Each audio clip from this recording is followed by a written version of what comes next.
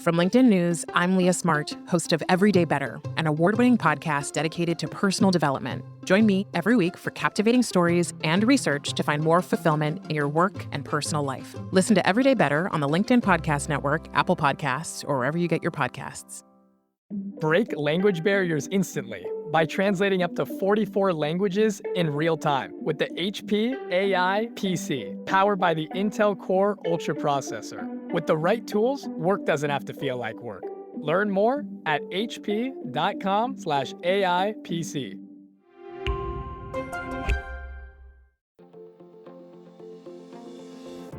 Hello, my friend, and welcome to another exciting episode of Negotiate Anything. Thanks for joining us today. With over 10 million downloads and listeners from more than 180 different countries, it's dedicated listeners just like you who have made Negotiate Anything the #1 negotiation podcast in the world. I'm your host, Kwame Christian. I'm a business lawyer, mediator, author, and the proud CEO of the American Negotiation Institute. Now, before we get into today's insightful conversation, I have a golden opportunity for those of you who recognize the power of negotiation in your professional lives. Have you ever found yourself wishing that you could navigate those high-stakes conversations with more confidence? Or perhaps you're looking to empower your team with the art of persuasion and conflict resolution. At the American Negotiation Institute, we've crafted specialized keynotes and workshops tailored for those very needs. We've transformed the negotiation skills of professionals worldwide, and we're eager to do the same for you. We believe the best things in life are on the other side of difficult conversations, and our goal is to help you improve your lives and the lives of those around you, one difficult conversation at a time. Don't let another challenging conversation leave you second guessing. Click the link in the description to discover how we can help you find confidence in conflict, negotiate better deals, and have stronger relationships. Because in the world of business, every conversation counts. And now, without further ado, let's jump into the interview. Oscar, thanks for joining us. Kwame, thanks. I'm really looking forward to listening to your questions today. Yeah, and before we even get into this, it's really funny the way that you said that, because most people say I'm looking forward to the conversation, but again, just true to form, I'm looking forward to listening to your questions. Listeners, I just wanted to point that out for you, because that's just a taste of what we're going to get from Oscar today. This is great. So Oscar, how about you tell us a bit about yourself and what you do? I think to understand me, you have to zoom into a boardroom in April 2008. I'm on a video conference between Sydney, Seattle, and Singapore, and we're doing the annual budget process. It's a very famous process because the meetings always run over. This is scheduled to be a 90-minute meeting. And we kick off. And at the 20-minute mark, my vice president, she's sitting in the room and looks me straight in the eye and said, "Oscar, I need to see you immediately after the meeting." Now, Kwame, I can tell you one thing. I didn't listen to one thing from that point on for whatever was blah, blah, budgets, blah, blah. That's probably the reason why I got a 32% uplift in my budget. I was just thinking, how many weeks of salary have I got left in my bank account? And I was on a scratch pad just trying to work out. The answer was 9 weeks. Well, funnily enough, the meeting finishes at the 70-minute mark. It finishes 20 minutes early. And Tracy says to me, "Oscar, please close the door." And I think, oh, great, I'm getting fired and it's all going to be in private. And as I walk back from closing the door, Tracy says to me, "You have no idea what you did at the 20-minute mark, do you?" And I go, awesome. I'm getting fired for something I have no clue I did. And as I sat down, she said to me, "Oscar, if you could code the way you listen, you could change the world." And as profound a moment of listening as that was on Tracy's part, Kwame, the only thing going through my head was, woohoo, I haven't been fired. And I put all that money back into my bank account. And since then, I've honored Tracy's request to code how I listen. And more importantly, with the Deep Listening Ambassador community, a group of like-minded workplace professionals, we're helping other people improve their workplace listening. Oh, this is incredible. Also, listen, kudos on an incredible story because that was a really strong way to start this episode. And I love the name of your book because you name books the same way that I name books. How to blank. So this is great. Can I tell you, I didn't name the book. The process of coming to the title, How to Listen, was a result of listening to people who already knew me, listening to people who didn't know me. In the book, we outline how we research the topic, the structure, and it was all a process of listening. Here's the bad news for me, Kwame. When you say you're a listening expert, you have to practice what you teach. And the next thing we did was we made sure we surveyed people who didn't know me. So we surveyed 1,500 people and we asked them about the book title. Now, the crazy book titles we thought were really cute and blah, blah. No, it all came back to this. We got people who knew me, people who didn't know me, and the work. And then we had to go and listen to somebody that we don't pay attention to, but has a huge impact on the way people find you. We went and listened to Amazon and we went and listened to Google and their search tools. And if you think about three circles, those who know me, those who don't, and the search tools, the answer was in the intersection of those three, and it was as simple as how to listen. That's incredible. My team will be listening to this and we will be taking notes of how to name things in the future because I think I just gave up. I'm like, the book's about difficult conversations about race. So that's going to be that. Yeah, this is great. I love this. And when you think about listening, let's actually start with what people often get wrong with listening. I'll give you three things. Number one, people think listening starts by focusing on the speaker. That's the wrong place to start. Number two, people think listening is the conversation. It's not. Listening happens before, during, and after the conversation. And number three, good listeners focus on what's said. Great listeners notice what's not said. So choose your own adventure, Kwame. Where do you want to go on those three? Oh, I mean, where I want to go is Amazon and buying your book. That's where I want to start. Okay, so let's start off with before the conversation, because we talk about preparation a lot on this podcast. I'm really interested to how we can prepare to listen better. So listening happens before, during, and after the conversation. Before, it could be something as simple as asking the counterpart or the group this very simple question. This very simple question becomes a listening compass during the dialogue that will, based on our research tracking group of 1,410 people, will shorten your meeting on average by 15%. Now, some people shorten their meeting by 75%, but this phrase becomes a really powerful way to listen during the conversation, not just for them, not just for you, but for the purpose of the conversation itself. And the question is as simple as, what will make this a great conversation?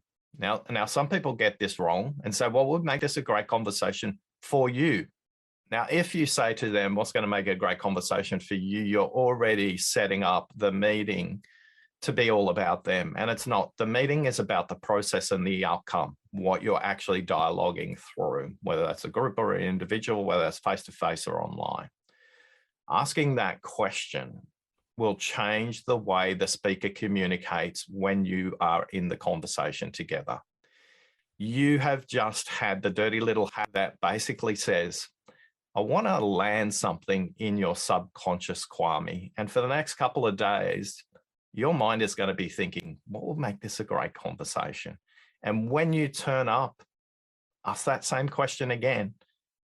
Kwame, you said a great conversation would be blank. I just wanted to check if that's still the case, because life moves and things change and people's priorities move.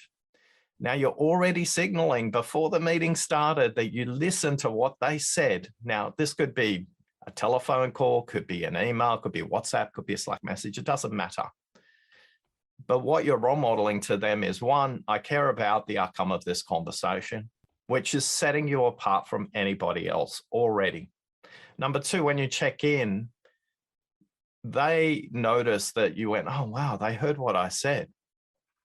And it opens up a conversation for them to ask the reciprocal question, which is, what will make this a good conversation?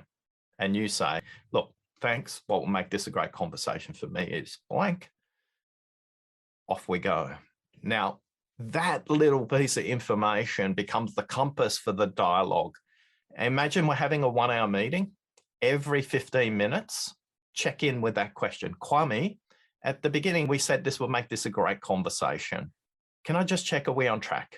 And our deep listening ambassadors in our research study say a third of people at this point, 28%, go, Kwame, I've got everything we need. Let's wrap it up. And the meeting's over in 15 minutes. The promise of listening well is not only improved profitability, but we know that on average, our longitudinal study group gets 15% back in their schedule in a week. Great listeners change the way the speakers communicate. They move the speaker from what they say to what they think to ultimately what they mean. Now, for those of you who can't see Kwame, he is in an intense place of listening, and I'm curious what's going on for you right now, my friend. Hello, my friends. Before we get back to today's episode, I want to ask you a question. Have you ever wondered how to elevate your team's negotiation game and how you can help the folks on your team have better, difficult conversations? At the American Negotiation Institute, we offer transformative keynotes and workshops tailored to empower professionals with top-tier negotiation and conflict resolution skills. Whether it's a keynote for your next event or hands-on training for your team, we've got you covered. Don't just negotiate. Master the art with the American Negotiation Institute. Click the link in the description to find out more. Elevate, negotiate, and succeed. Introducing the HP AI PC, your powerful AI assistant. Easily search through personal files, gain valuable insights, and make smarter, more informed business decisions. Unlock the future of work today with the HP AI PC, powered by the Intel Core Ultra processor. With the right tools, work doesn't have to feel like work. Learn more at hp.com/AIPC.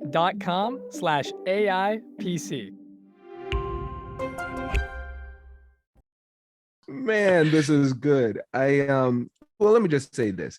I think when you have somebody who's a master at their craft, they see the world differently. So like your shirt is blue. My shirt is blue. You have books over your left shoulder. They are different blue. I see maybe navy blue, sky blue. That's essentially the extent of the blues that I have in my vocabulary. An artist sees hundreds of blues. You see listening differently. Like in this short period of time, you've exposed layers of listening that are new to me. And as a negotiator, a mediator, somebody who focuses on communication, I have to know how to listen.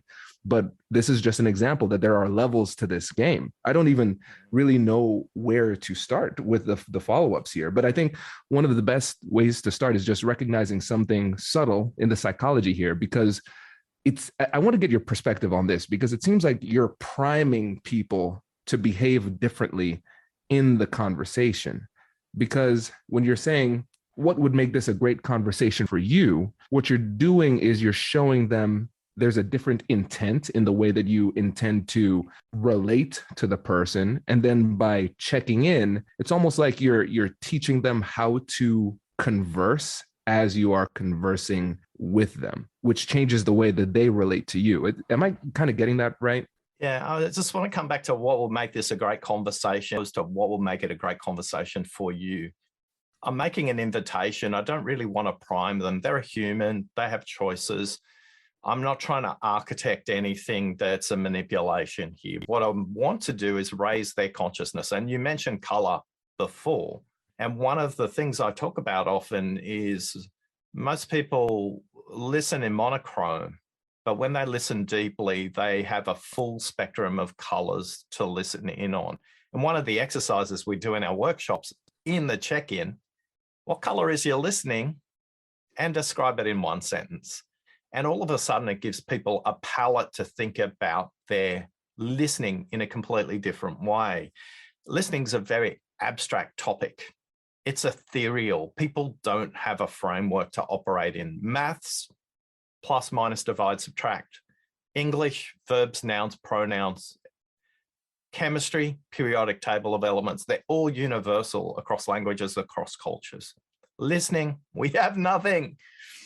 Colors is a good way to think about it. Now, Kwame, I noticed your eye movement was completely different when I started to mention what color is your listening. So I'm curious for you right now, what color is your listening in this moment? I don't want you to answer straight away. I just want you to pause and reflect on it because it may be different to where you started. When you say color, you mean like an actual color? Yeah.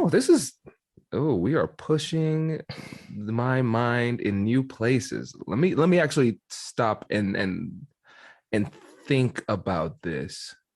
And I'll actually reason out loud here because I know I said the word, I've been focusing on blue and I don't want to be the thing that I automatically think.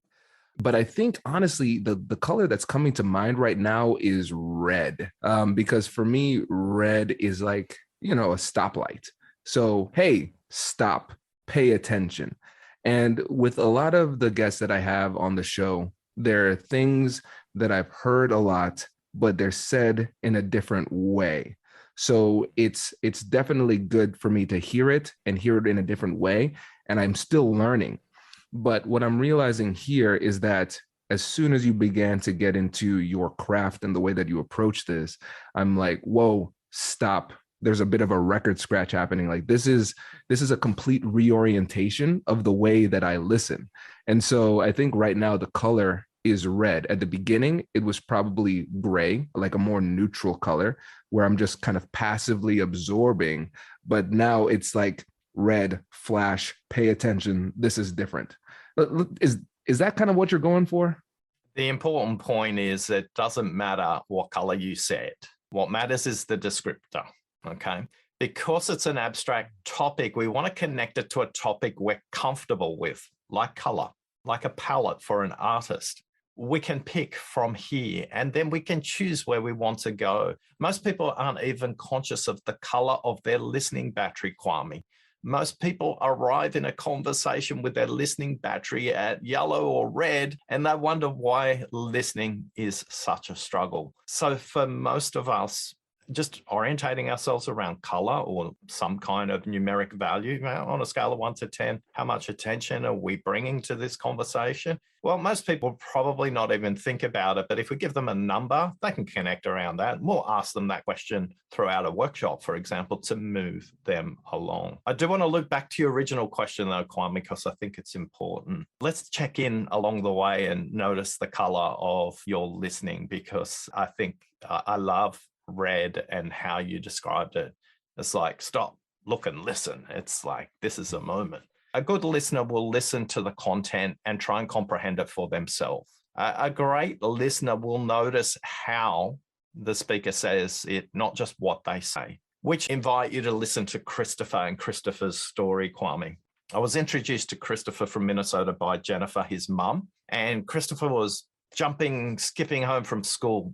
Kindergarten kid, came home from school. Jennifer, former primary school teacher, work at home mum. And Christopher comes in and says, oh, Mummy, I learned maths. I learned that 3 is half of 8 at school today. Did I hear what he said? I'm not sure what's going on. She said, honey, could you say that again? And he said, yeah, Mummy, 3 is half of 8. And she put her hands in her face and thought, what are they teaching kids at school these days? So she went to the kitchen cupboard and she got 8 M&Ms out of the kitchen cupboard and she lined them up 4 by 4 like little chocolate soldiers facing each other. And she picked Christopher up and put him on the bench and said, honey, can you count how many chocolate soldiers are here? And he said, 4, Mummy. How many on the other side? 4, Mummy. And she said, see, Christopher, 4 is half of 8, not 3. And with that, Christopher, he leaps off the bench. He goes to a corner cupboard in their home, grabs a piece of paper, and he draws the figure 8 with a Sharpie. I'll give Kwame a little visual here because he'll start to understand this. So he draws the figure 8 for his mum, and then he folds the piece of paper in half. And then he folds the piece of paper in half again. And he says to his mum as he tears the piece of paper in half, he says, see, mummy, 3 is half of 8. Now, if you fold the piece of paper horizontally, 0 is half of 8 as well. So the difference between good listeners and great listeners, a good listener listens to 3 is half of 8, and they're listening for similarity. They're pattern matching because our education system teaches us to do that. Whether it's precedent in law, whether it's a scientific method in science, we're taught to pattern match, gather evidence, form a pattern, extrapolate a hypothesis. And whether you went to college or not, your parents, your family, they're all teaching you to listen for similarity. Yet there is a subset of people who went 3 is half of 8. That makes complete sense. See, Christopher was thinking in geometry and his mum was thinking in math. And what it meant to Christopher was very different to what it meant to his mum. When you listen for difference, you're listening much broader there. Now, when I interviewed Christopher about this, I interviewed him and his mum. The premise of the interview was completely different. See, what you don't know about Christopher is he's a world champion bug catcher. Now, he graduated college 4 years earlier than any of his student cohort. He's a world champion bug catcher. Now, some of you, because you're listening for similarity, are visualizing a net and a butterfly and insects when I talk about bugs. Yet, Christopher's a world champion computer software bug catcher. He's works on some of the most complex computer problems in the world. What you also don't know about Christopher is he's neurodiverse. Some people might call him autistic, but that sometimes is considered a pejorative term. Now, here's what I asked Christopher. What's the one tip you would give everybody about how to listen better? And he said, communicate about how you communicate before the conversation starts, and you will remove a lot of friction in the dialogue. Now, Christopher said to me, he was on a camp and he was struggling with one of the camp coordinators, and he just stopped them and said, look, because my attention span is really short, when you tell those really long stories, after about 90 seconds, I check out. If you could shorten those stories, it will make sense to me and I can take the action. I know you like to communicate in stories, but I can't catch the full length of your story. If you can shorten it, and their relationship completely transformed, they're best of buddies now. Kwame, have you had a 3 is half of 8 moment besides the one I just showed you? Oh, yeah. I feel like I have a 3 is half of 8 moment every day. And I think what's really interesting is that I'm seeing tens of thousands of light bulbs going on across the world listening to this episode, because I think what we're realizing, number one, is that a lot of our miscommunications come from those types of moments. But then now we're also realizing that there are so many more of those moments that we have missed simply because we did not know how to listen. And I think it's empowering, but it should also be a little bit frightening, because we're realizing that we think we're communicating, but we're not. I think, what is the quote? I think it's George Bernard Shaw. The greatest challenge is in communication is the assumption that it has occurred. And I think we're realizing that a lot of times we are hearing what people are saying in a biological sense, but we're really not listening. And a lot of times I think the biggest problem is that we don't even know the difference. Yeah, and most of us have a very simple construct of listening. And what we know is that 86% of people in our 23,000 research sample database, so that's not our longitudinal study where we stay in touch with folks, 23,000 people are stuck at level 1. They're stuck in a world where they have so many browser tabs open in their mind that they literally have no memory to process. And because people aren't even conscious of their listening battery coming into a dialogue, just because the meeting is scheduled, things have changed since. And for you and for them, now might not be the right time to have the conversation. The first question, I guess I'm famous for, when I'm speaking to somebody I've never spoken to before, is simply this: is now still a good time for this discussion? Kwame, in 99% of the conversations, the answer is, yeah, of course, no problem. But I remember working with a different Jennifer, intergalactic CFO in a big complex organization. She was one of my star clients. I loved her. She paid attention. She was always in the zone. Today was different. Today, she was texting under the table while we were having the conversation. And I checked in again. I said, Is now still a good time, Jennifer? And she said, no, Oscar, my mother-in-law's had a fall between my son, my husband, and my sister-in-law. We're trying to organize who's closest. Can we get there before the ambulance? Which hospital are we going to go to? Can we reschedule the meeting? I said, of course, no problem. There is a version of that going on in people's heads without disclosing it all the time if you don't ask that question. Because in Jennifer's case, her listening battery was probably going from red to shutdown. We can't have a conversation if we're not available. Equally, you have a responsibility as the leader of the process. You're a leader now because you've listened to these conversations between Kwame and I. You know the secrets of how to listen. You need to ask that question for others as well. But you need to be available yourself. If you're going from back to back to back to back to back to back meetings, from Zooms to WebExes to Google Meets to Teams, what is the ritual you have in place to ensure you have a neurological circuit breaker between meetings? I'll give you 3 quick tips. These are really simple ones. And the deep listening ambassadors say to me consistently, Oscar, these tips are so easy, yet they're difficult to practice consistently. So the practice is where you're going to build your listening muscles. Tip number 1, if you can, listen to a song in between a meeting. Now, I play 3 songs. They're at different speeds and they set very different intentions, not for me, but for the outcome of the meeting. Marconi Union, it's an instrumental. It's 8 minutes long. It is designed to get me into a place of deep contemplation. When I'm talking to risk managers or engineers that are building complex things, that are dealing with climate change and political systems, I need to be in that place for them because they've got complexity to deal with and they need deep thinking. Number 2, Easy by Groove Armada. It's a fun song to put a smile on your face, about 130 beats per minute. It's just lyrical, it's light, it's got words. And then finally, a lot quicker, 150 beats per minute. People laugh when they hear me say that I listen to this song. It's called Remember the Name by Fort Minor. And it is a very specific tempo in the song. It's a rap. And people are very confused why there's white dudes listening to rap music. It's all about the poetry and the lyrics, but that's a story for another day. You will change your mental state. Your listening batteries will get a little quick recharge if you listen to music. Pick the song that's appropriate is the point.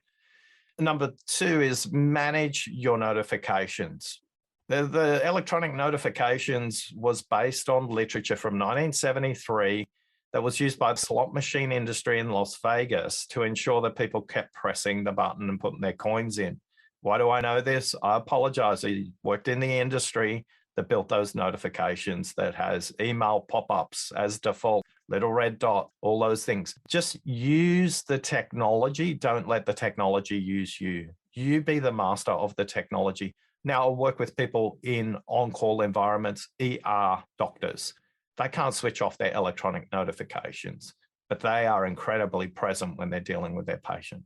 Kwame, in our research, the biggest distractor in the last 2 years hasn't been a pandemic, it's been connected watches. We are moving the distractions closer and closer from our hand to our wrist, and I don't know where it's going to finish up. So tip number 2, manage your notifications. Tip number 3, please continuously drink water. A hydrated brain is a listening brain. And if you're hosting a negotiation, make sure you have water for all the guests. And role model drinking water every half an hour. And you should be drinking a glass of water before you go into a conversation as well. Now, for some of us, our kidney limit is very different from other people's kidney limits. And I know some people actually use that as a negotiation tactic. Have you heard about the famous Putin water torture treatment for some of the diplomats that visit him? Anyway, that's a story for another day, Kwame. I'm just going to have some water. No worries. And I have heard about that tactic. It is devious. Different kind of distraction. The final tip, the 4th tip is just be conscious of your breathing. in through your nose, down to the bottom of your diaphragm, and then out through your mouth. Most people actually don't know how to breathe properly. James Nestor has written a group of amazing books around breathing, breath. He's a free diver, somebody who swims under the ocean without the aid of any equipment, up to 5, 10, 15 minutes under the water. He expresses a range of techniques. The techniques include ancient wisdom as well as modern medical science as well. His father-in-law's a professor of medicine, so he had him fact check everything in his book. Breathing sounds so basic, yet the deeper you breathe, the deeper you listen. A hydrated brain is a listening brain, and the brain, although 5% of body mass, consumes 26% of blood sugar. And your listening battery is very much informed by where your body state is at. If somebody says something during a negotiation that you fiercely disagree with, or is that important point for you, rather than react, just breathe. And when you've mastered your own breathing, start to notice theirs. That is a really powerful signal for you to understand how important something is for them. Kwame, I'm sure not only have you done it today, but you'll notice people across the table do this in a negotiation. When something fundamental is discussed, the person will pause, their eyes will move to a different location, their head tilt will be different, and they'll sigh, or they'll take a deep breath in, and it's a signal. If your head's buried in a laptop or continuously taking stenographer's notes, you won't be able to see the change in their state. It's a signal from their body that says, here's an extra piece of information, Oscar, for you not to use against them, but to help the speaker decode what they're processing. So you'll notice today I used the phrase, Kwame, I'm curious, what's going on for you? What are you thinking about? So I'll use that now and kind of pause and go, hey, Kwame, what's going on for you right now? What color is your listening at, given we went from gray to red, and now? I think now it would be more it's green or yellow. It's green or yellow. And actually let's dig deeper into this, because I think when I was starting, when I have a lot of people on the podcast, I had an earlier episode today. It's usually like it's again, like I mentioned before, it's things that I've heard in different variations. And I think what I was responding to at the very beginning with the red was like, hey, hold up, Kwame, this interview is completely different. You are no longer an interviewer. You are like in complete learning mode. Usually I could go from learning mode to interview mode, but there's some episodes where it's like it's like my body is on high alert. And now I think I've kind of settled into being able to take a lot of notes while still stay in the mode of listening. So it's gone from that gray and neutral interviewer mode where I always start off in, to red, like, hey, hold up, wait a second, pay attention, to now it's a little bit more of a fluid green or yellow where I'm still flowing, but I've readjusted. So I think that's where I am now. And while you were listening to Kwame, what was your initial reaction to the colors, to green and to yellow? Because for many of you, you would have been pattern matching and go, oh, yellow, that may be warning. You made an interpretation. Now you've heard Kwame explain it's about fluidity, it's about comfort. Now what's going on for you? We need to let people fully express how they're processing the idea. And many of us don't. We don't do that check. A good listener, a great communicator will hold the process and check in, just not what's the content, what's the agenda, can we move on to the next item? We want to check. We are building a culture and a system in a group negotiation that needs to have trust at its center, because it's not just what we do in that dialogue. Remember earlier I said listening is before, during, and after the conversation. If you don't take an action and you come back to the next negotiation, people go, oh, I don't trust them. They're just not listening. They didn't do that. Or worse still, they brought back something that wasn't asked for because they didn't check to make sure what you said is what they heard. Because a lot of the time we don't take the moment, particularly if you're a leader who delegates tasks. Oh, Kwame, I want you to bring this back by next week. And Kwame nods, as opposed to, Kwame, what are the first 3 steps you're going to take on that? 1, 2, and 3. The leader can then go, look, 1 and 2, great, awesome. Just with 3, think about this, this, and this. Now, if we didn't ask that question, Kwame may have wasted a whole bunch of time on 3, and this is the friction and the cost in not listening. And it's the leader's responsibility. It's not the responsibility of the other person. You have to hold the process. And the reason you do is because you've learned how to listen today. Only 2% of workplace professionals have had any training in how to listen. And yet when we do, we change the consciousness of the group, and we move from listening to symptomatic issues to listening to system-wide issues. And we make bigger breakthroughs, we have bigger impact, and people enjoy working with us, and they enjoy the work they're doing. It makes so much sense. And actually, let's pause for a second, listeners, because you didn't see what just happened. Just an example of expert listening here, because Oscar is not just listening to what I'm saying. He is recognizing my body language and paying attention to my breathing, so he knows when there's something that I want to say. So I feel like if I would have continued to sit back, you would have continued to speak. But then you saw me lean forward and take a breath in, but me, that was a subconscious maneuver. But then me as an interviewer, I'm like, Kwame, no, I'm listening. I want Oscar to continue. But Oscar, being the alpha listener in this conversation, recognized what was happening in my subconscious and paused. So listeners, there's some nuances happening here that are very, very hard to appreciate. So I wanted to call that out. Expert listening on display. So I'm realizing something. So I'm thinking about, if we were to go back to like 1700s, 1600s, and we were to enter into a home, I think besides the technology, something that we would recognize that's very different is that it's dark. When we're talking about before the light bulb, we just had candle and sunlight. And that is very different from what our life looks like today. And so as I'm thinking about this, what I'm realizing is that for the majority of people, we're negotiating in the dark. We're communicating in the dark.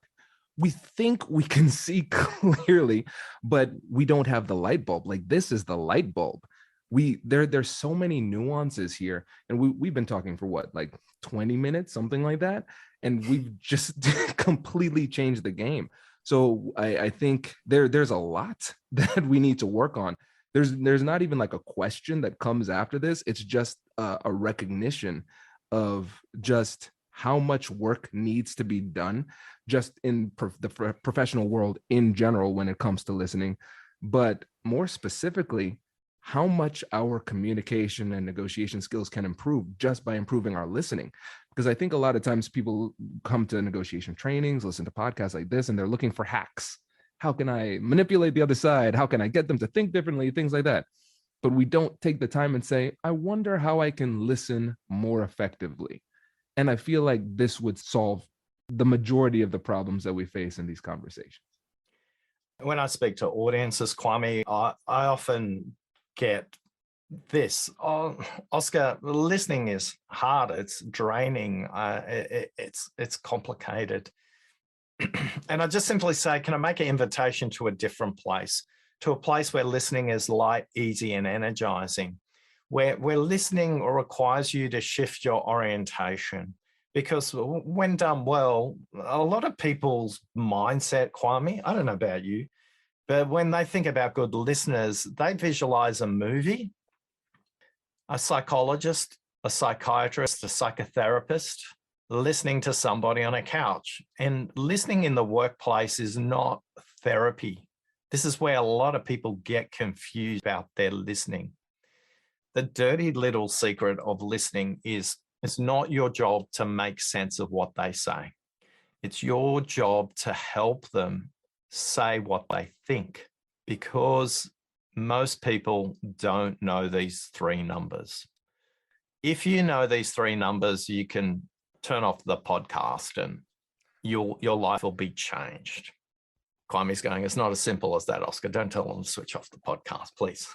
125, 400, 900. If you know the implications of these three numbers, this will completely alter your listening battery.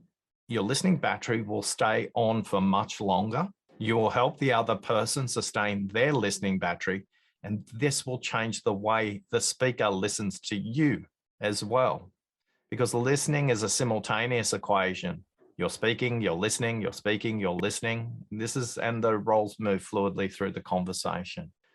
If you understand these three numbers, it alters the pace and the altitude of the conversation. You'll move from listening exclusively for similarities to listening for similarities and differences. Now, don't get me wrong, listening for similarities is not bad. It's just we have a bias and we only listen to similarities. When you listen in a balanced way, you can help everybody's perspective, just broaden a little bit about the consequences in the short term and the long term. When you listen in this way, it alters not just how we're listening, but the dialogue is moving from symptoms exclusively to understanding the systemic implications of that. Who else is impacted? Not just the people in the room. Does this impact regulators? Does this impact media? Does this impact voters? Does this impact the next generation? Or something as simple as, does this impact the department I work with very regularly who's not in the room? Let's unpick those numbers. 125 words per minute, average speaking speed. Now, a horse race caller or a cattle yard auctioneer, they can speak at about 200 words per minute. You can still understand what they say and it's no problem. Now, we know this because everybody's watched a YouTube video at 2 times speed.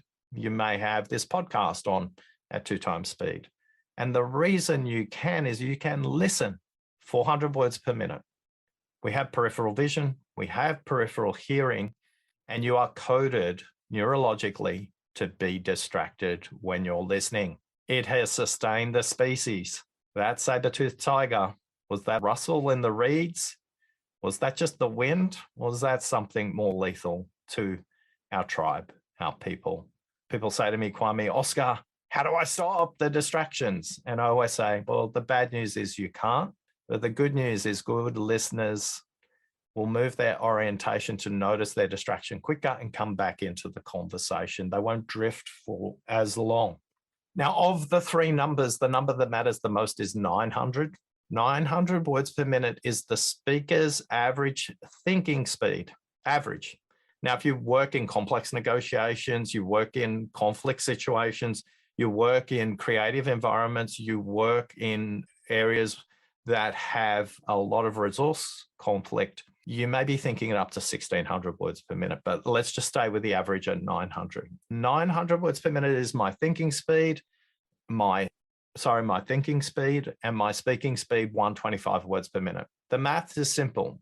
The first thing I say is 14% of what I think. The reason conversations fail, Kwame, is because 86% of the dialogue is never actually tabled. Now, we can't get all 900 words out. And to be honest, you don't want to know that one of the 900 words going through my head right now is, I hope my wife doesn't switch on the washing machine right now because I'm in the middle of an interview. That's not useful for the context we're in, but it is an example of one of the things I'm thinking about. Kwame, when you hear that 14% of what people say the first time is what they're expressing, what's going through your mind right now? Me right now, I'm envisioning pulling a thread, because imagine you have something like a thread sticking out on your garment. You're like, oh, let me pull this out. And then the next thing you know is like ruining your whole shirt because this thread is much longer than I thought. And I think that's how it is with the conversations that we have. People are only giving a little bit. And I think a lot of times we feel like we're expressing ourselves fully because typically in these conversations, we don't have the benefit of talking to somebody who is a good listener. So 14% feels like the normal amount of self-expression.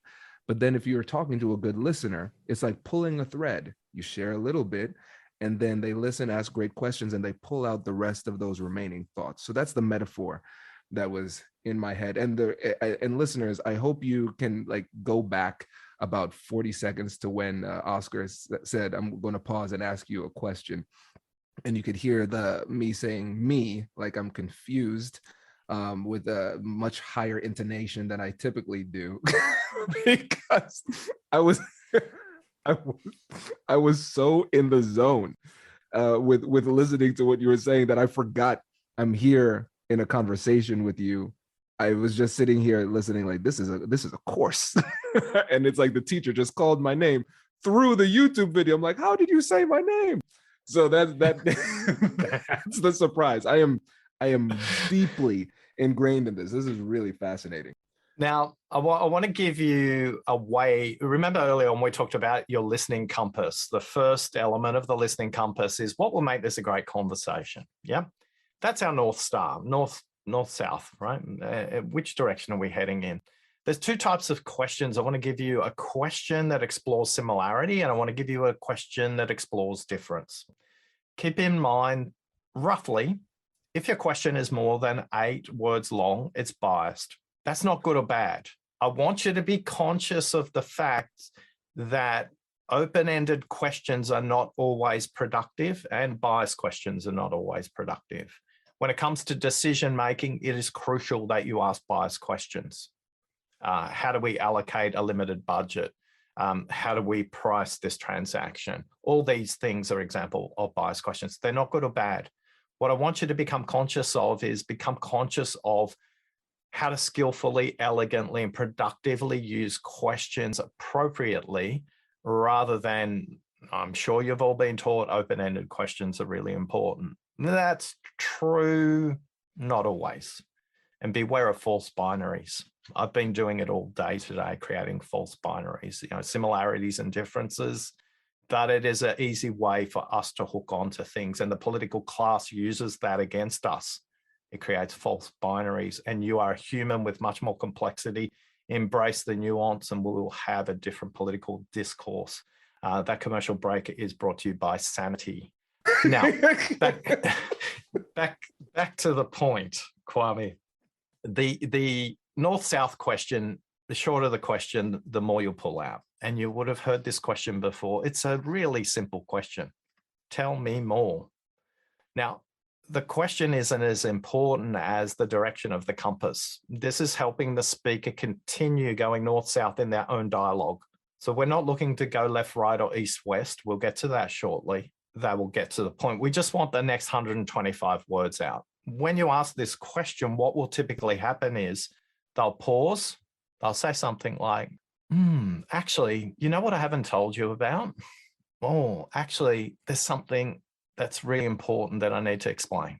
But if you don't ask that question, you're not going to get that. They're just going to sit on that, and it may be something that's a fundamental motivation for them.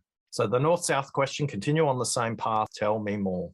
Now, when we're going to go east-west, so that question is designed to listen into similarity for them and for you. And then when you want to go east-west, and what else? This is designed to move them away from their current position and ask them, and what else? And they might say, oh, Kwame, we haven't even thought about the regulatory implications of that pricing model. Oh, if the media get a hold of that, that's going to be a disaster. Wow, all of a sudden you've got them thinking on a completely different plane. When you combine those two elements of the compass, you're starting to move from the symptom to the system, and you can look at it at a much higher altitude. For all of us, we get into robotic and really consistent questioning. We're not conscious of the design of our question. Just because you ask a question doesn't make you a good listener. You can ask some absolutely absurd questions, and all it will prove is you haven't been listening to what somebody else says. So be conscious of the kinds of questions you want to ask, and simply ask yourself this question when you ask it. Is this question designed for me to comprehend more of what they're saying? Or does this question increase the consciousness of the speaker and the group if you're in a group setting? So a lot of people who are introverts say to me, Kwame, look, I've always got good questions, but I never know if I should ask them. Our leader's an extrovert. He's always thinking out aloud, but I can see the flaws in his argument. And I always say, ask the question that the group would ask, not just the question you would ask. If you ask the group question, it's going to have a much broader impact for that leader than just your question. Now, a lot of the time, that question will completely change the way people think about it. We were in a workshop with a tech company in 2015 in a very dusty boardroom, Kwame. I was brought in because the organization was looking to move its focus overseas. It had been growing at about 30% per annum, which was fantastic in the domestic market, but it wasn't where the global peers were at. And the CEO said, can you work with our leadership team and just get them to think and listen about it differently? And in the room, 12 people. At 12:35, just before lunch, and the reason I remember it's 12:35 is because I remember this sound. This is the sound of the CEO banging their finger on the top of the desk and pointing to their watch. As I nodded at them, his head was in a laptop and didn't see my head nod. And he continued on with the finger tapping. And we were doing an exercise. And the exercise was this: if this organization was an animal, what animal is it? This is a variation on the color exercise we did earlier on. 11 out of 12 people said a leopard, a cheetah, an osprey, a bird of prey, something that moves fast, very agile, and is a predator. It kills things. One person hadn't spoken. 5 minutes to 1, the food had been brought on the table, and I think the finger tapping from the CEO was he was hungry. He hadn't eaten, and he was kind of saying, you know, feed me, feed me, feed me. But there was one person over to my left who hadn't spoken. And I just gestured to Lynn, and Lynn, and the gesture was just not even making eye contact. I just gestured towards her. And she said, I thought it was obvious. And she paused. Like, it felt like 5 minutes, Kwame. It was probably 5 seconds. I thought it was obvious. I thought we were a snake. The tension in the room, Kwame, is just gone up tenfold. We got eagles, ospreys, cheetahs, and leopards, and a snake. Like, what's going on? Kwame, when you think of a snake, give me some characteristics of a snake. What's going through your mind? Most people don't like snakes.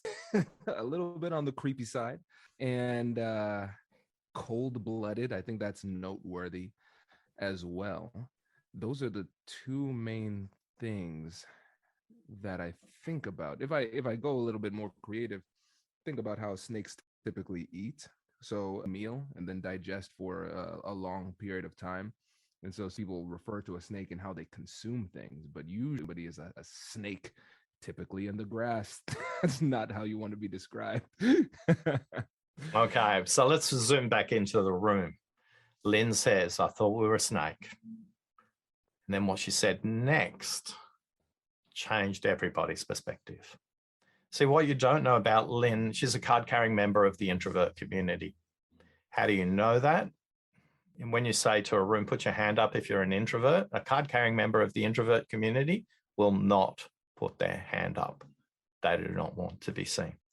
Lynn says, one thing also you don't know about Lynn is she's not from the dominant culture in the room. She's from China. The dominant culture in the room is not Chinese. What she said was, I thought it was obvious. I thought we were a snake.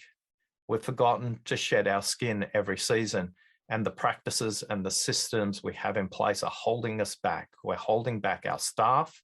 We're holding back our customers. And if we want to go global, we need to shed our skin.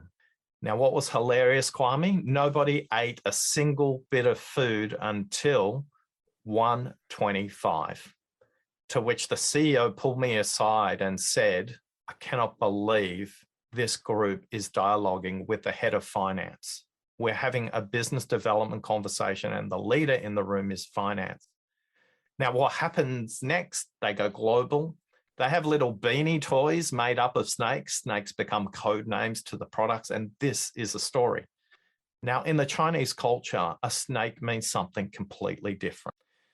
A snake means something very different from Christian traditions, where the origin story in Genesis that is taught to every child in a Christian tradition is a snake has tempted the first humans on the planet, and we have to work for the rest of our lives. And that is where the snake got its bad name from. In medieval times, snakes became symbols of medicine. Snakes are the symbol in a pharmacy in Europe. You'll see a snake there. And in some medical badges that doctors have, you'll also notice a snake as well.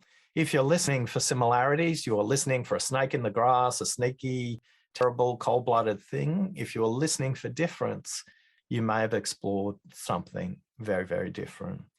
Throughout that conversation, I could feel that the CEO was like, I felt like I was in a comic strip, Kwame, because I felt the laser beam of the CEO's eyes trying to explode my head because he wanted to get to the food. This is why your work around diversity is so important, and the book that you've created, because embracing a different cultural perspective in this conversation and just waiting long enough for Lynn to make her explanation and holding the space for the group, because I was acting in a way that was like, I don't know what you're talking about, people, but I know it's important that you hold this space and listen to the next 125 words that were coming out. Now, don't be down on extroverts. Introverts are great synthesizers, but extroverts need to speak out aloud to process their thinking. That's not bad. That's just how they use the world. Introverts versus extroverts, another example of a false binary. We don't experience the world that way. In a room full of accountants, I'm considered an extrovert. In a room full of actors, I'm considered an introvert. So sometimes you need to be aware that listening is situational, it's relational, and it's contextual. You'll listen differently to your mother than you will to your mechanic. You'll listen differently to a police officer than you will to a principal at school. And you'll listen differently to an actor than you will to an accountant. So just be conscious. Sometimes we operate in a world where the easy answer is A versus B, 1 versus 2, red versus blue. But we all live in a world that's full of a palette of colors. And when we do, brilliant, infinite opportunities open up. 0 is half of 8, 3 is half of 8, 4 is half of 8. When you embrace that way of listening, the possibilities for you and your negotiation are endless. Oh my goodness. This was so good. Oscar, this was great. My mind is blown. I'm going to take some time and and synthesize this. I know I am going to buy the book. Oh, what was the name? How to Listen. How convenient. So we'll check that out. And before you go, can you let the listeners know about how they can get in touch with you and learn more and connect?